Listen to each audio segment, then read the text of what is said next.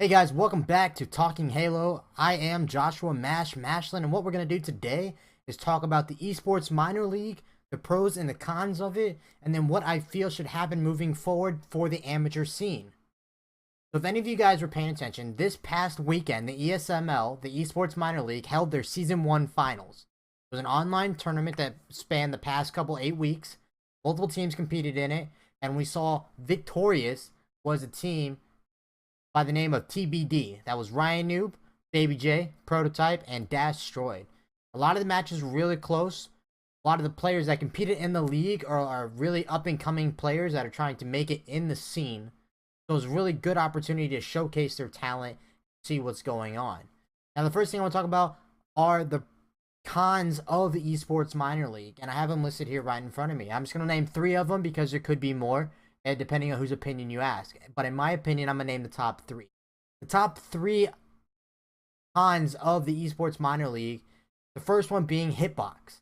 Esports Minor League is partnered with the streaming service Hitbox.tv. And the reason I put this as a con is because everyone knows that Twitch.tv is the place to go for streaming video games. Everybody knows that. Call of Duty does it, League of Legends does it, Counter-Strike does it. Everyone knows that if you want to watch professional gameplay, you go to Twitch.tv. So partnering with a different streaming service, I feel, is a con because it does 3 things. It diverses the community where people that are normally watching Halo will be on Twitch.tv. ESL streams on Twitch.tv, and the Halo Twitch channel itself is on, obviously, Twitch.tv.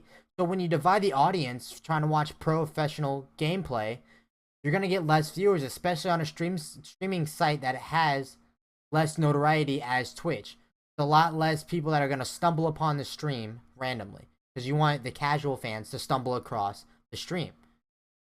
Now, another thing that it'll do, streaming on a different service, is that organizations that have partnerships with Twitch might not necessarily agree with competing on a different platform.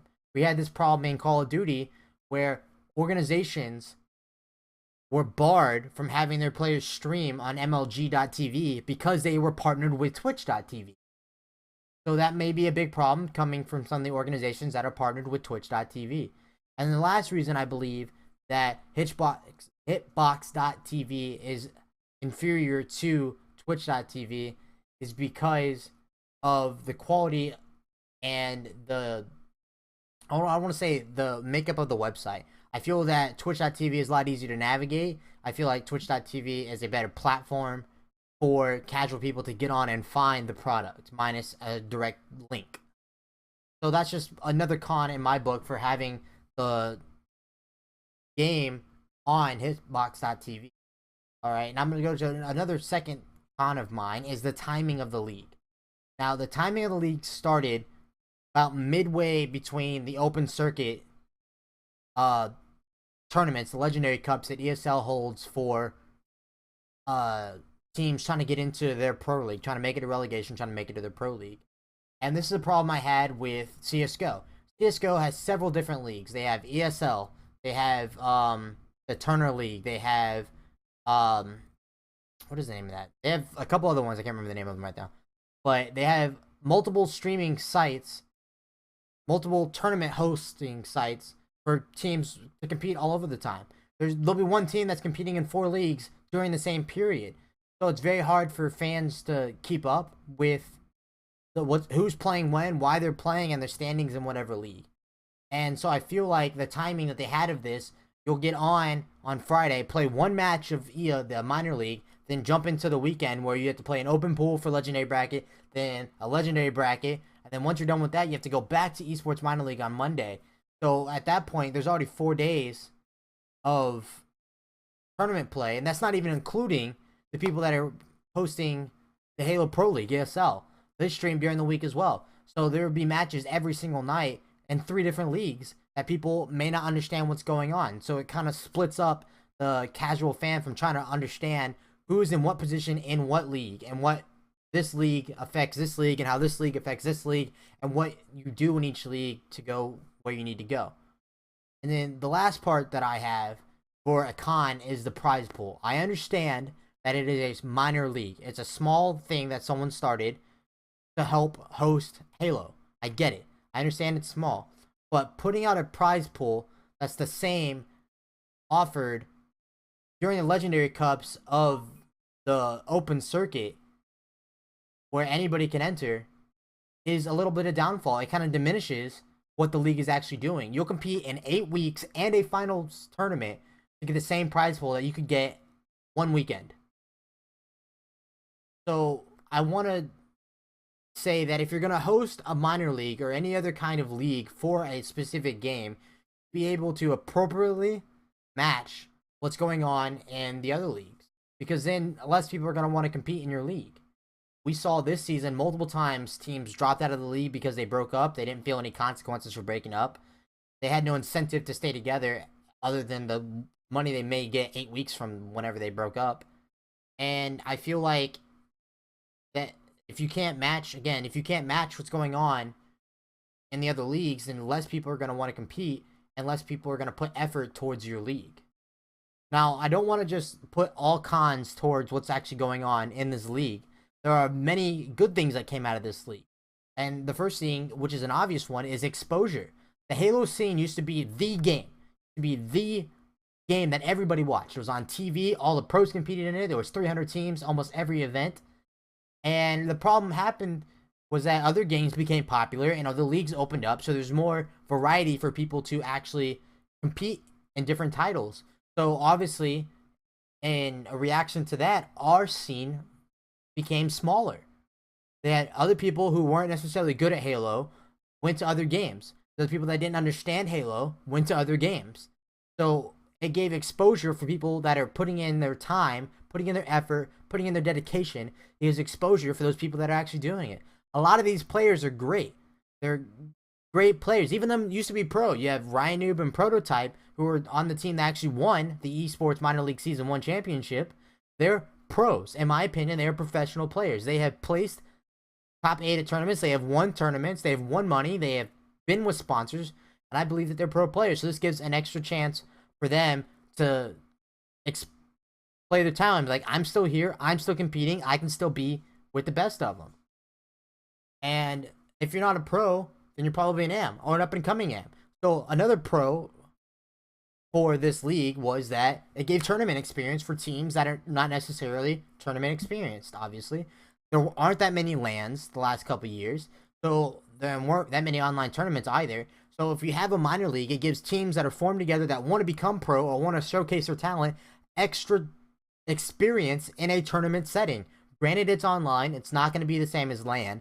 It's still extra experience in a tournament setting because you understand once you're knocked out, you're knocked out. It's not scrims where you play 11 matches and then you just get off. There's no pros or cons to playing in a scrim. You either win or you lose. There's nothing on the line. You just get off if you lose, and if you win, you're just whatever. There's always something to work on. But in a tournament setting, you bring your all to the table every match, and you get a chance to play, which is always a good thing. And I think the last pro for this Esports Minor League Season 1 was that it could be used as a stepping stone for something larger. There may have been people watching that had the idea of a minor league type thing, and they wanted to see what would happen if somebody decided to host it.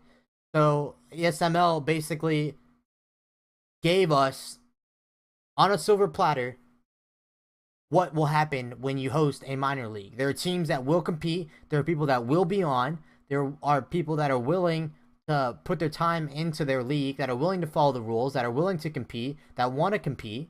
And this could lead to something larger. And leading to something larger leads me to my next point. This isn't a pro or con of this league, but it's my personal opinion on what needs to happen moving forward. If you look at League of Legends and you look at Smite, I feel that their minor leagues are far more developed than what we have currently going on. And I feel like we should follow their examples. I think Halo needs a challenger scene, because the more developer support we put behind the game, behind the players that want to compete, the more the scene will grow. And I mentioned this in videos ago. There's 3 things that needs to happen for the scene to grow.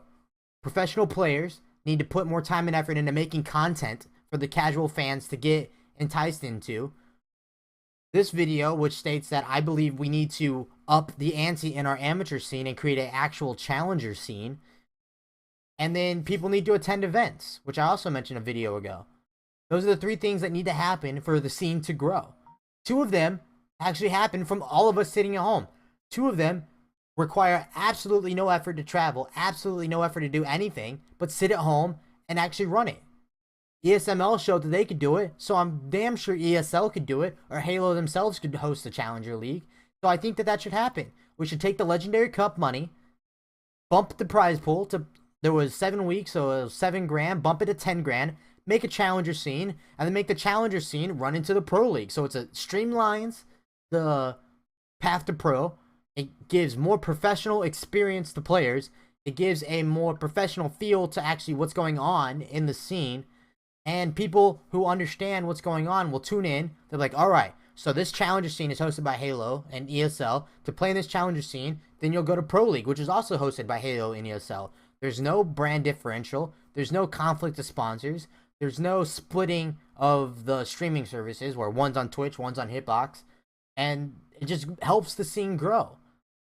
But as I always say on this show, this is a conversation. If you disagree with anything that I have said, tweet at me. My Twitter's right below. Leave it in the comments. I'll have a conversation with you. I will talk it out. I'll give you my opinion. You can have your opinion. And that is what it is. Opinions are what helps the scene grow. The more people understand about the scene and the more people that give their input into the scene, the better chance we have of the scene growing.